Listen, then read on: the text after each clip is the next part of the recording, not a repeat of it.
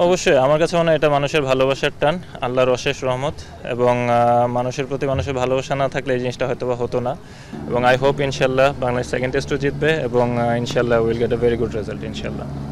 না, প্রথমত ধন্যবাদ শেখ আহমদুল্লাহ ভাইকে আমাকে এখানে আমন্ত্রণ করার জন্য। বেশ কয়েকদিন আগেই ওনার সাথে কথা হচ্ছিল, তো পরে উনি আমাকে এখানে আমন্ত্রণ জানালেন। আলহামদুলিল্লাহ আজকে এখানে এসে এটা প্যাকেজিংয়ের এটা দেখলাম এবং আলহামদুলিল্লাহ ওনার সাথে কথা বলে যতটুকু বুঝলাম যে মানুষের জন্য উনি যতটুক সম্ভব তার চেয়ে বেশি করার চেষ্টা করে এবং ওনার যে সংস্থা যে কাজগুলো করছে এবং এরা মানে আনবিলিভেবল এবং সর্বস্তরের মানুষ যেভাবে এসে ভলেন্টিয়ারের কাজ করছে এটা খুবই খুবই সন্তোষজনক।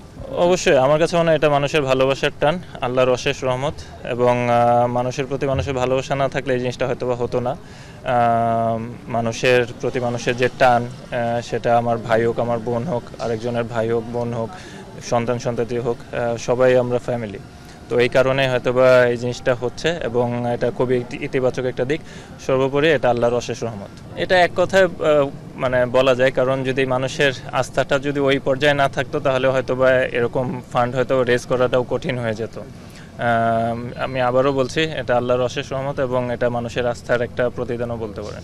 আচ্ছা, সেকেন্ড টেস্ট, প্রথম টেস্টে প্রথমত যে খুবই খুশি বাংলাদেশের রেজাল্ট নিয়ে, কারণ আলহামদুলিল্লাহ কনভিনসিংলি ম্যাচটা জিতেছে এবং টিমের সবাই যখন ভালো খেলে এটা নিজের মনের ভিতরে এক ধরনের একটা খুশি কাজ করে এবং আই হোপ ইনশাল্লাহ বাংলাদেশ সেকেন্ড টেস্টও জিতবে এবং ইনশাল্লাহ will get a very good result ইনশাল্লাহ।